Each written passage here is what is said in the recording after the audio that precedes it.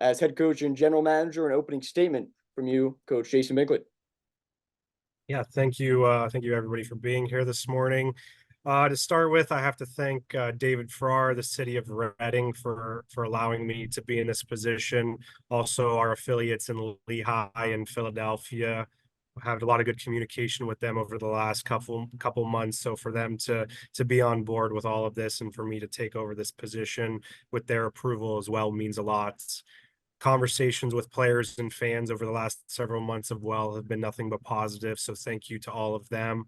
You know, everything feedback wise from players has been good, and they're excited for what's ahead for myself and for this team and this organization.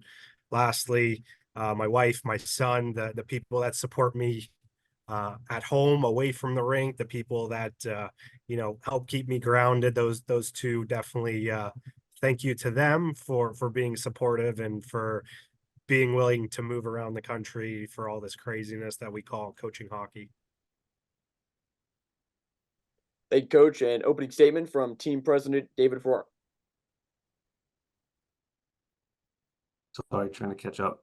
No, we're excited. We obviously have known Jason for a couple of years now and have enjoyed having him around. And I think he did a really good job at the end of the season trying to get us into playoff contention. Obviously fell short based on a number of factors there, but felt like he did a good job in the respect of the guys. And I know on our exit interviews with the players, they were all vouched for Jason should be the guy in charge. And just excited to have Jason here and his family on board for another couple of years and get things going here. The fall's closer than we think at this point. Wonderful. Thank you, Team President David Farrar. Now for the media, open opportunities to ask questions. You can feel free to raise your hand and it will be called upon here.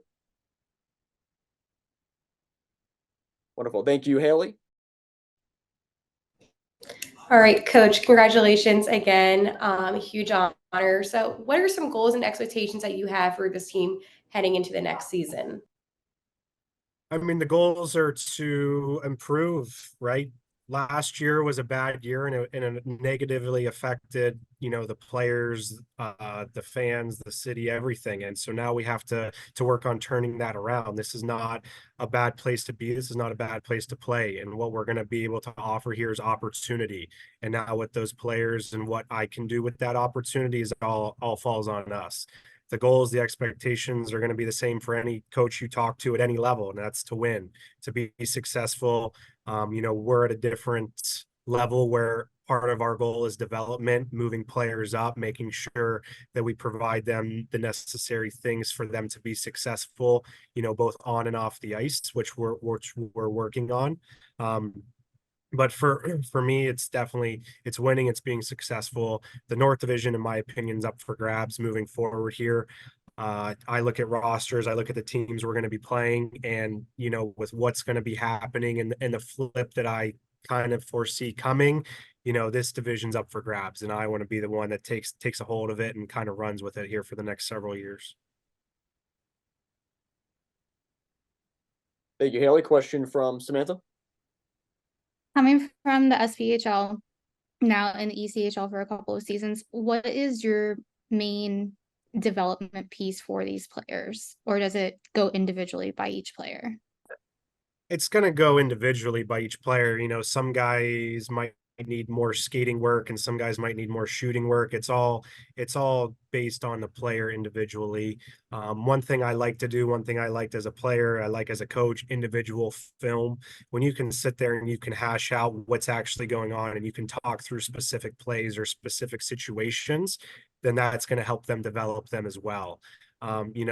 A thing that I'm going to try to incorporate, something that I'm going to try to build off of, is the relationship with Lehigh and Philadelphia. Geographically, there's no organization better in our entire league than what we have at our hands here. And with that comes the ability to go to them and ask to get the NHL development guys here. because it's one thing for me to be around them all the time and to try to teach them things and develop them. But now when they see the NHL logo here, they get the NHL development guys in, 6, 8, 10, 12 times this season, whatever we can come up with, then it's a whole different meaning, because everybody's aspirations, everybody's goals are to move up and to move on and be at a higher level, myself included. And, for these players, if they see an NHL logo around the rink a couple times, that's going to get them excited. I mean, that gets me excited seeing the NHL logo around, right? So there's goals and there's plans in place to help develop these players, but as a whole, it's going to be more individually than it is going to be on a group setting.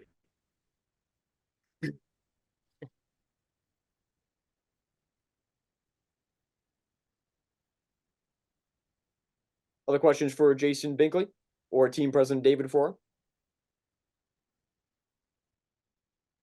I do, Eric.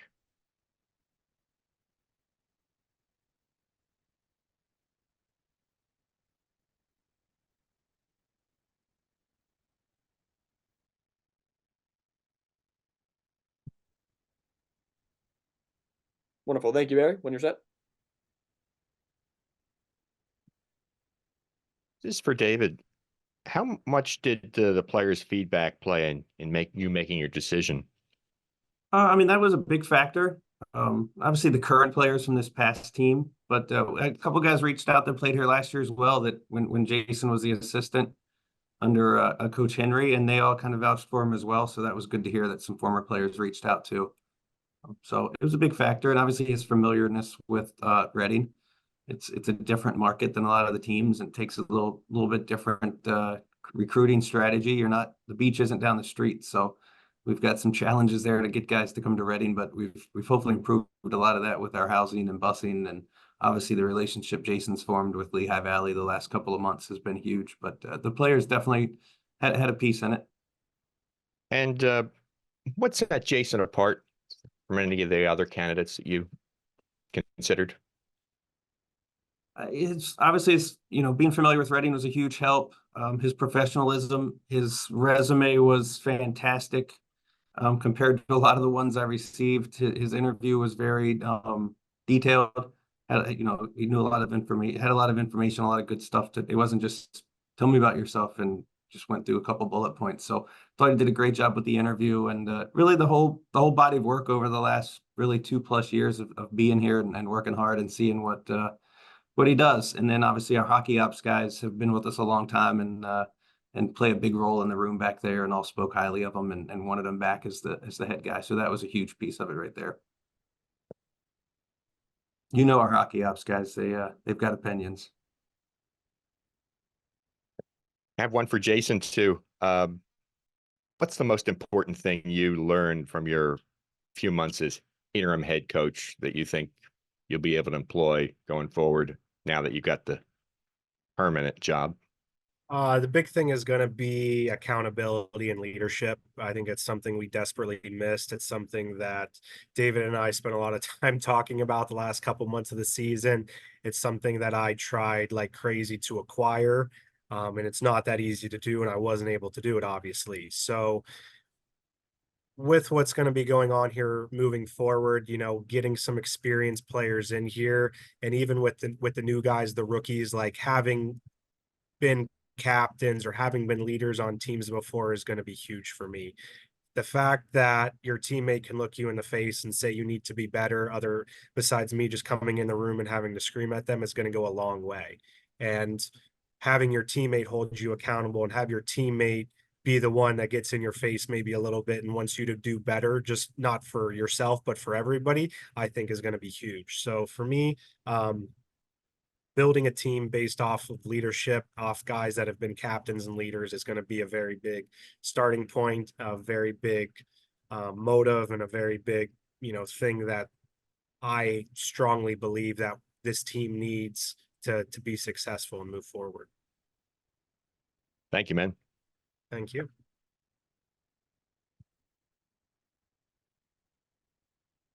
Thank you, Barry. Any additional questions from media members? Those who've already asked questions as well, if you'd like to repeat. Coach, a party question for you here on my end from the Reading Royals. Looking forward to this upcoming offseason. Some of the first initial goals for you in constructing a roster. What are the first opening steps Royals fans can anticipate in this offseason? Well, if I'm being very blunt, which I kind of have been with you from the start, is there probably won't be a lot of guys back from last year's team. There are some building blocks here that I'd like to bring back, and some guys that I think are going to bring in a lot of value. But at this level and in this position, with guys going to Europe or guys retiring or whatever the position is, the American League guys getting deals with different teams, your teams just flip, they change. My goal, hopefully moving forward, is to take some of these guys that I want to bring back, and that's my core group. Every team you see has kind of that core group of guys. You look at what Florida has done the last several years in our league. They have the same core group of guys, and they kind of fill in with the rest. But if you have that core, if you have those leaders that can show the rest of the guys what to do, that's going to be huge. For me, the recruiting process has already started. There's kids from college that I'm able to speak with. There's already free agents I'm able to speak with. There are things within the league that are going to take another month and a half to be accomplished before we can know more. But the job doesn't start today. The job has already started. And now it's just building off of that and making sure we can get the best players in here we can to win. And so that's what I'm doing. That's what the goal is. We've done things off the ice, kind of like David has mentioned, with housing and travel and some upgrades to our facilities to make, Reading a more desirable spot to be. And I'm going to use that to my advantage, get a little video package put together and that I am able to blast out to players and agents. But the recruiting process has begun. It's going to stay going. It's not a thing that you just step away from. Constant communication, text, calls, emails, whatever it is. But, kind of like to answer Barry's question and yours, the room is going to be hopefully full of leaders and guys that want to be in charge and the guys that want to go out there and do it together.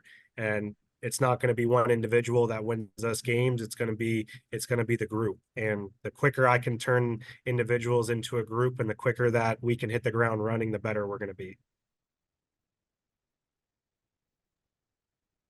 And a party question for Team President David Farrar. Hearing of Jason Binkley's immediate work and emphasis on the recruiting process and the development to player accommodations here this offseason, how much does that feel well on your end, having him step into his additional role now, and what it's going to mean to the Royals as a whole, looking forward to his work, continue to recruit and bring in and construct this roster coming in next season? Yeah, I mean, look, it's Jason's job. Obviously, it's been going. He's been doing the job since the day the season ended. I mean, the day after we were talking about recruiting for next year. So while we had to go through an interview process and stuff, kudos to Jason for just kind of putting his head down and continue to do the work, not knowing what kind of the next step might be. We've talked almost daily about players for next year already. So yeah, he's just been grinding and working at it. So I'm very comfortable with kind of his plan of where we're going, and excited to see him implement that and continue on our way.